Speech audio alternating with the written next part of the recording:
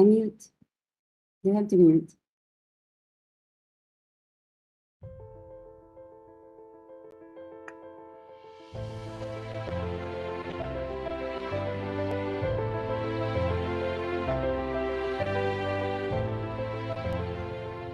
Hi, I'm Mel Waterlander, and I'm from the Netherlands, and you might know me as a guest on Global Dialogue for Justice, hosted by Merch Hemp on YouTube. When I found out that Turkey stepped out of the Istanbul Convention, my heart broke because this convention is like a neighborhood watch to protect our women, girls, and the LHBTI community. And it is not just a convention that is for Europe, but it's also a convention that's worldwide. And it provides awareness campaigns, programs for professionals, victims, and also offenders. And it means that here in the Netherlands, if there's an offender, the police can place the offender out of the house, out of the home, to protect the victim and keep her or his safe. That being said, it means that if you step out of such a convention, there's no protection, no safety, and no gender sensitive programs, policies, or any laws. And I'm asking the global community to speak up to support this convention and also to demand Turkey back into the convention. That being said, I would like to give a big shout out to all those individuals who fight on a daily basis for justice. Thank you.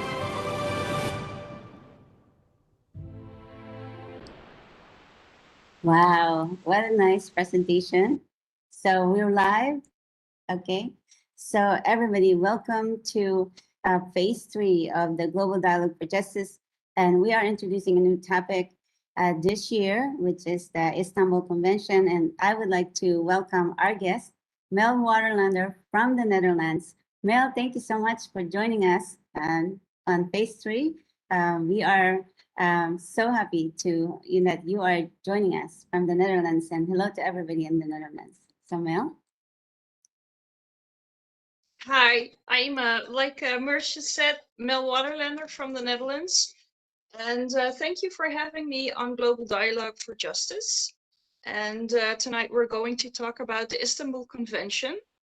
And as a concerned citizen, I really hope that the global community will step up and speak up.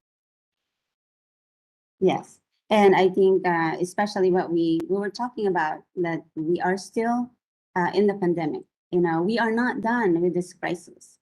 And when it is, adding to the challenges that we are facing when we have the country of Turkey pulling out from the convention, that is a big issue and it's a big concern. So what is it like now, let's discuss first a situation. We were talking about the COVID-19 affecting, so many families, so many people around the world. And, we would like to wish, those who have lost lives and their families, globally, even in my country, the USA, and your country, and the people that are watching us and part of this dialogue, and the people that are supporting us, all of us have been affected by this crisis, and we are not done. And so that is not, it's related with what we're talking about, because we recognize the women that's been affected and being affected and not being protected. And like what we said, that when this convention was, when it started, and after years, there was a lot of progress in terms of protecting women against violence. But now we're talking about Turkey, and which is so important because that's not the only thing that's happening there. So what is your what can you say? What is the Dutch perspective on the Istanbul Convention and Turkey pulling out from it? If I look at what the pandemic means to us, one of the first concerns of our government last year for our own country was the domestic violence behind the closed doors. So they know very well what the Istanbul Convention is about, and that they need to protect their citizens. They need to protect their women, not only the women, but also the LHBTI community. And, you know, they wanted to know what's going on behind the closed doors. Now there's a pandemic, you know, children are no longer going to school, people are no longer going to work, what's going on? So there was a big concern, and they tried to monitor it as much as possible to protect their citizens. And in March this year, we heard that Turkey was pulling out of the Istanbul Convention, and they are also still in the pandemic. So that means we have no clue what's going on behind closed doors when it comes to, you know, domestic violence. And there are no programs for victims, no programs for offenders, no training for professional people. So how are you going to protect your citizens? Yeah, and so this is the reason why, you know, organizations have, like what you're saying, need to step up, and we really have to stand by, you know, and help, you know, like be, you know, our compassion has to be even more. We have to step up even more. That the crisis we are facing is not just, you know, affecting a small part of our population, but you know, this is global. And so what's happening in Turkey, like what I said, is also happening in other places in the world. And so engaging our global community with a world forum like this, I think, you know, we are trying our best to reaching out to members of our community. And this convention is so important, and there's a lot of I think documented on what happened, abuses, and even women get killed after this happens. So what do you say to our you know, the partners, the countries that are partners with the Istanbul Convention, with Turkey pulling out? What is there, like something that they're saying or they're doing to encourage, to maybe ask Turkey to get back into it? What have you heard from these countries, and including your own? If I look at my own country, there was Turkey pulled out on the 20th of March this year, and I think it was on the 29th of March there was an urgent letter written in one of the newspapers, and it was signed by writers, journalists, and artists, asking our government to step up as, you know, the global community, so as the Netherlands, to speak up on the fact that Turkey pulled out of the Istanbul Convention, because it's so important, you know, that domestic violence is being monitored, and we need this convention because you will be able as a country to make laws and policies and protect your citizens. So they were really urging our prime minister and all other ministers to say something about it, to speak up. And I think that was a good thing.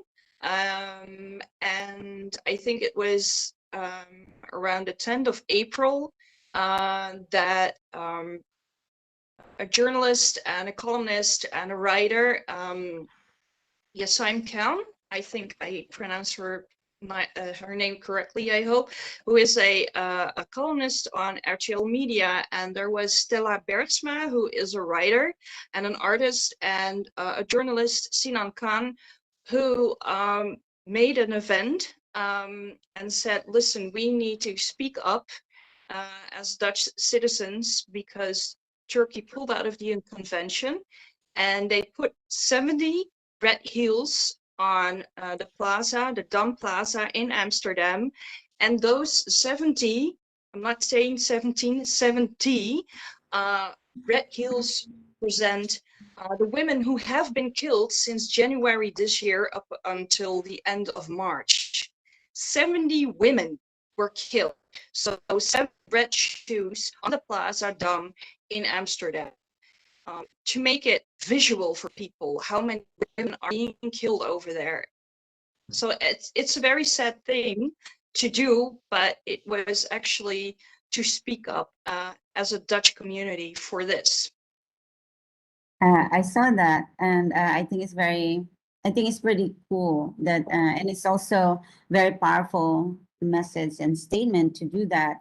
Um, so hopefully other countries will do the same, and there are other ways, to do it.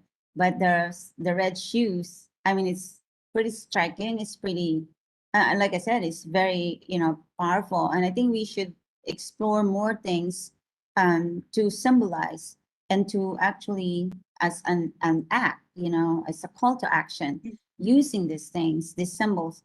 And I think we should follow through. We should um, put more stuff like that, and maybe encourage others from different countries to do their part.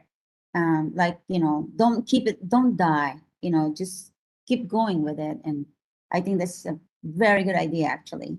So we would like to say hello to our friend Bahar Dikman from Turkey. So thank you so much for always joining our dialogue and supporting the Global Dialogue for Justice. This project is, I think, pretty courageous, and also our viewers and our audience is pretty courageous as well, because we all have challenges, and we all have struggles.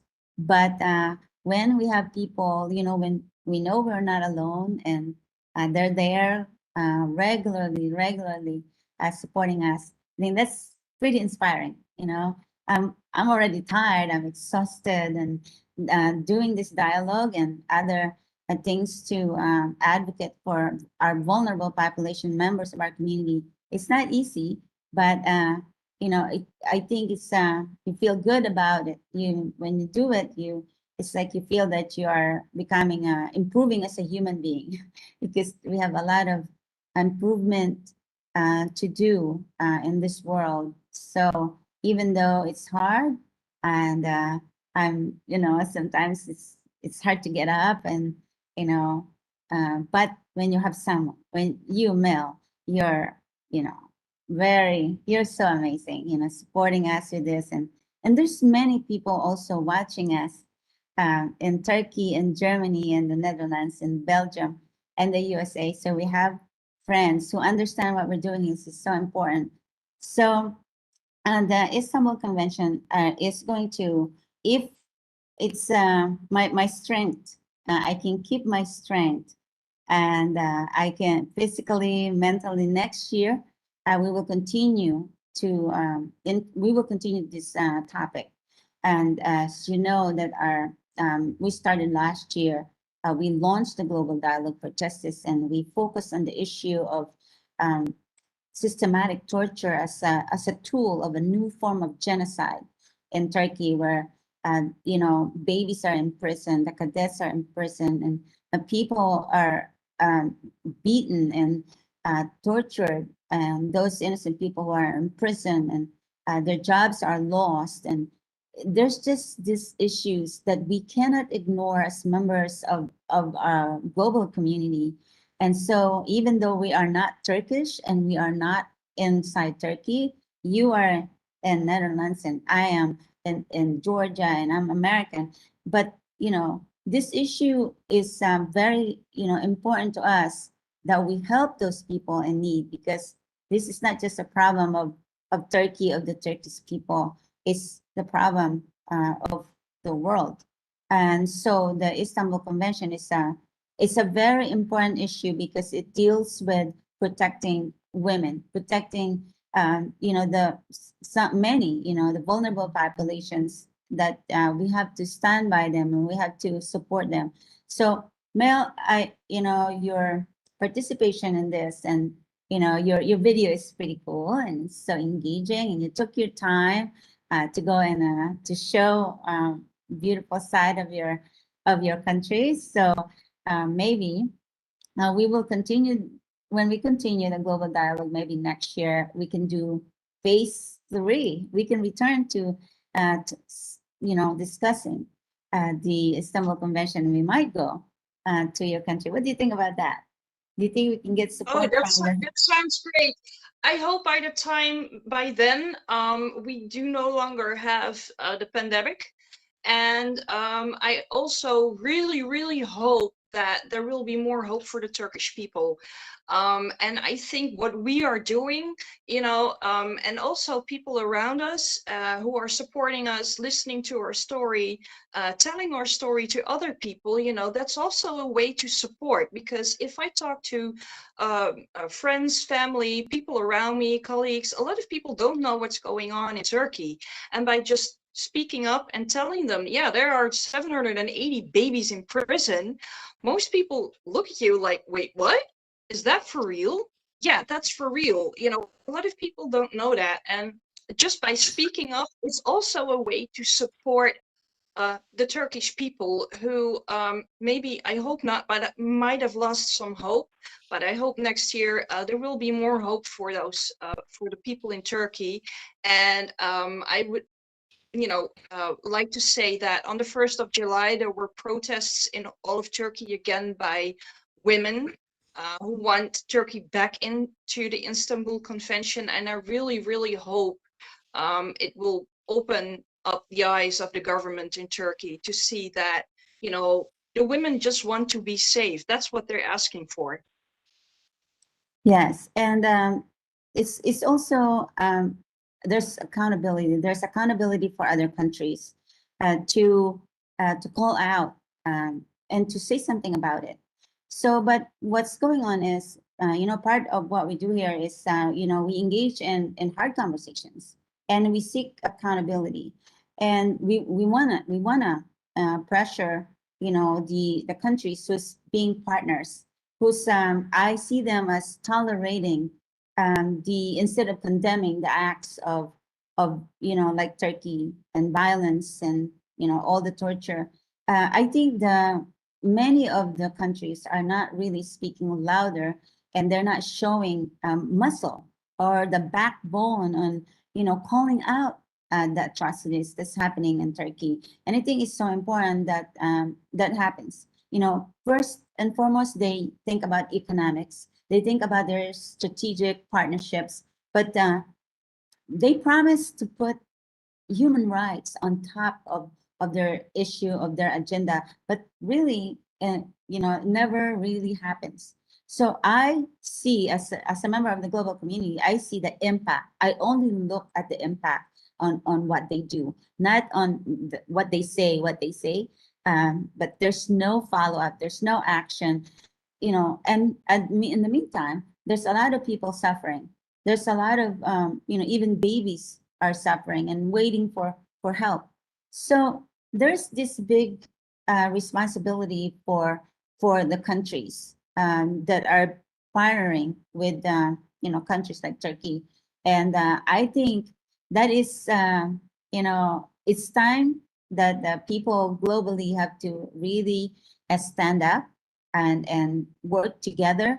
And I know that we have differences in our values, in our beliefs, and even ideology. We all different. We have differences, but I think there are this time, especially with the pandemic, the crisis, that we have to be able to set aside these differences, and we have to help each other and come together. And then, like the Istanbul Convention, I mean, okay, so where are we now, Mel? What since the March? And since your country has, did the protest, what's going on now? What's the follow up on, to pressure Turkey to get back to the convention? What are some of the developments that happened since? I'm not seeing very much, and so where do we go from here? How do we start to restart this engagement to save Right. the women? Well, I did notice that more journalists write more about what's going on in Turkey, but still it is not enough. And it needs more attention. If journalists write about what's going on in Turkey, the citizens of Europe will have more understanding and can decide for themselves that what's going on is not right. You see, a lot of Europeans go on holiday normally each year to Turkey, to the all-inclusive hotels. Right now, there's the pandemic, and Europe has said that Turkey is code orange. So that means that Europeans are allowed to go to Turkey, but at their own risk, and Europe prefers them not to go to Turkey. So that means something for the economy of Turkey. And I think for the Turkish citizens, that's not what you want. That being said, you know, the journalists should write more about it, talk more about it, what's going on, because it's about human rights. And in our country, there's a big Turkish community, hardworking people, you know, and they are also affected by the pandemic because they, you know, most of the times cannot visit their family and friends in Turkey. But I did talk to some of them, and they say, well, the thing is, I cannot talk about it because I'm afraid if I talk about it here in the Netherlands, the wrong people might hear it, and my family and friends are in danger in Turkey.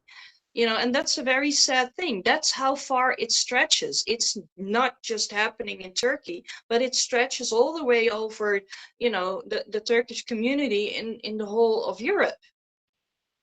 Yeah. And And yeah. that's just, you know, that should be a very important reason for governments here in Europe to say, hey, wait a minute, you know, we have hardworking Turkish people in our country who are afraid to speak up. You know, a lot of things go on, you know, behind closed doors. That's not what we want. We need to speak up on this as a government. And is the government doing actually what they're supposed to do? Or what's the real reaction of the government on this issue? Because they're there to support and to protect the citizens who are, you know, say in your country. They have the responsibility to protect citizens from Turkish citizens and other nationalities that are there. So, but do they really do that? Are they really committed to protecting citizens when they speak up? And against retaliation, it's happened already that there are people who get kidnapped. Orhan Inandi from Kyrgyzstan has been kidnapped. And so I think, you know, there is not enough protection for, you know, dissidents who are speaking, you know, against the injustices that's happening in their own country. So like you said, you know, they are fearful for the safety of their families. So like I said, so what is, you know, what is the response of the government? Like you, what you're saying is true and it makes sense, but does it resonate with the government, say in the Netherlands? Well, I think that, well, our country is known for its diplomacy. So I think that behind the scenes, there are things going on, but as a normal citizen, we don't see much going on. So it feels to us that the government doesn't really speak up to what's going on in Turkey and stepping out of the Istanbul Convention. So, you know, only journalists have been writing the last year or two or more about the situation. And they do speak up a little, but we do not see much happening. And like I said, recently I spoke to some people who have a Turkish background or what is called a bicultural background. And they're hardworking people, and some of them have their own businesses, and they're just afraid to speak up because they might lose their business or something might happen to them. Yeah. And I asked them, you know, what do you hear? Can you turn to an organization for this? And their answer is no. They have no clue where to go with their concerns and with their fear. Wow, that is so unfortunate because they need the support, and we have the organization. We have so many organizations globally, and you think that they'll be able to reach out. So this is when we empower them, or even organizations, to really, you know, hold them to account on, you know, the purpose of their organizations. Because sometimes it just take one person to ask, or you know, there's so many, like now our technology has given us the, you know, tools to be able to communicate with them and engage them. And like you and me, we're not influencers, but there are so many out there that have this power through social media. And this is what we are doing this dialogue, hoping that they will see this, and people will tell them, remind them, you have a role to play. You have this power in your fingertips, in the microphone, using that. And I think it's important, so like I said, we have different roles that we play in fighting for justice. And you and I, in our little ways, we're doing this dialogue, and we're doing the global dialogue for justice. And I think it's a pretty courageous project, but it's not sufficient, because we need the support of members of our community with their own skills, with their own talents, to use it for good. And what I'm seeing is that we're lacking that the inspiration, that compassion, and really the commitment. I'm not.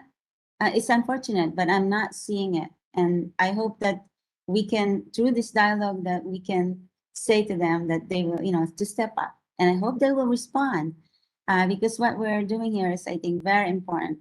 And so, Mel, what do you think is going to happen with all the challenges, all the struggles that's happening? What do you think we can do? How do we reach out to these powerful people with all the resources in the world? And I'm sure they're doing their best, but we want to see the impact, because that's so important. We want to see that it's really making a difference. It's really working toward helping people. So where do we begin, Mel? You and me here on this conversation, and people that are watching us.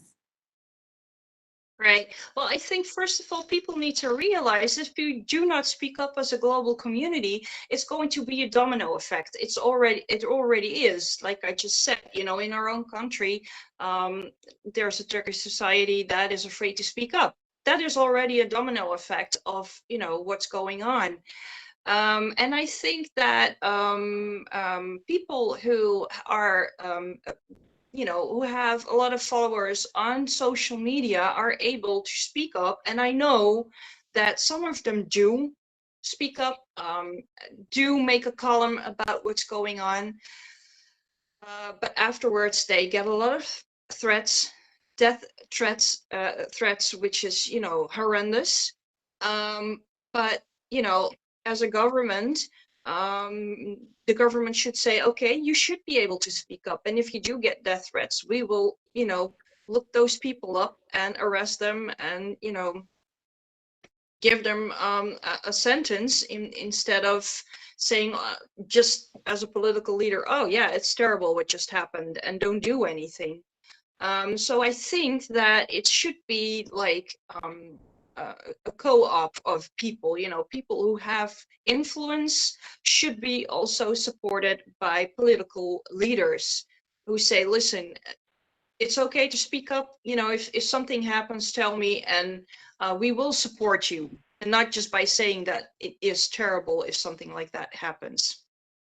And that's a great, it makes sense, what you're saying. And that's what's going on. But, it's not happening. And many times they only say something and do something before the election. And, and it happens. It's a normal thing, that they step up, they look into issues, and they talk loudly about these important issues and social issues and just injustice when there's election.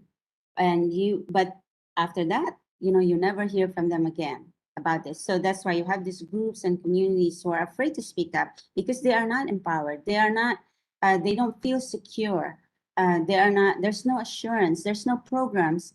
So I think, where is the backbone? Where do we, I'm always looking for the real solution and how to make them do their job. And it's not going to happen when the community is not strong enough, and their voice is not loud enough.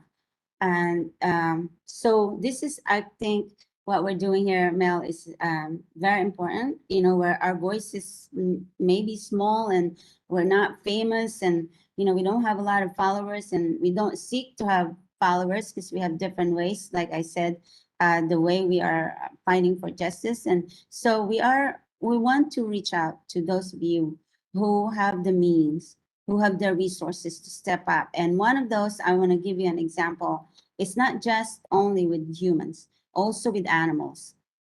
When we, like where I am, there's over 50,000 homeless animals in the city alone. And that is, it hurts me. And I'm trying to do what I can every day. My life is dedicated to, when I wake up in the morning, is I have to provide water, hydration to animals that are there laying down on the street, without, so dehydrated, and they're hungry, they're injured. And I'm looking for compassion from people. And so this is, we have so much to do as members of the community. We have, but there's so much resources out there as well. So it just needs people to look and pay attention on what's happening. And so whether we're talking about the Istanbul Convention, and I'm talking to our members of our community about animals that are left and abandoned. At the end of the day, we're talking about, responsible citizen, global members of the global community. And I think, like I said, I'm very proud of this project. And I thank you, Mel, and I thank our viewers, and thank Dr. Bayram and Colonel Hussein Demirtas. They are my mentors. They are the original, the advisors of this project, who came on board and guiding me and guiding us with the facts, the evidence of the injustices. When they speak, there it is, there are facts, there are evidences and documented. And so I thank them, and I thank all of you for joining us and continue to support this World Forum. And we are on phase 3. There are 4 phases of this global dialogue that I designed based on the case study, my project, and the Pearl project. So it's based on scholarly work. And so I also reach out to members of academia, our the educational community globally, that this is, what we're doing here can be used as an educational resource and additional resource tools for learning, especially now the pandemic, that we have online classes. And so what we're talking, our conversations here, the experiences and the stories that we bring them, just like, the enforced disappearance and unlawful detention, the babies in prison, and our topic right now, and also the military, young military cadets that are in prison, and just the torture and naked searches, and what's happening in Xinjiang and in China. There's a genocide against the Uyghurs, and people in Syria and Yemen and Afghanistan who are fleeing their country because, my own country and NATO ended their operation there. So as a result, there's the Taliban. So this is so many things that are happening in the world that we must pay attention and we must engage. So Mel, please tell our audience, our global audience, reach out to them and tell them about, the Istanbul Convention and other things that we must be proactively, engaging. So what's your message to our global audience? To the global audience, I would like to say, first of all, as citizens, one of the strongest tools we have is social media. So let's hear it on social media, what you have to say, and start engaging other people who have maybe even more influence than you have, and work together, make online communities to make ourselves heard by political leaders, because those are the people who make the laws. Those are the people who can make a difference. Those are the people who can put pressure on other countries to make sure that human rights are being followed instead of what's happening right now. Yes. And stay safe. And stay safe. So we'd like to thank all the people who have already did their presentations. So Narsina, Kachuk is seeing her father is still missing. And so we will continue to support her and share her story. And of course, the deputy, Omar Farooq Gagaliolo, we're so happy that you are out of that hideous prison. And your son Sally had 2 presentations, and the part 2 is going to be on July 15. And also Melek Tinkaya is going to present about the cadets in prison, and Nazan Moskert is going to present about the babies and the mothers and babies in prison. And also, she is also a victim of torture, and it's just terrible that this is happening. And but we are here. We will never give up. We will always be part of the global community of families. So I thank you so much to all of you, and I will see you July 15. I'm going to be live. It's a special presentation. It's probably going to be at Mercury, some beautiful place. It's a surprise, but it's going to be live, and we're going to have, as usual, an important conversation. And of course, we'll tell you we're going to be next year for the 3rd Global Dialogue for Justice. So Mel, thank you so much, and good night to everyone. We'll see you soon.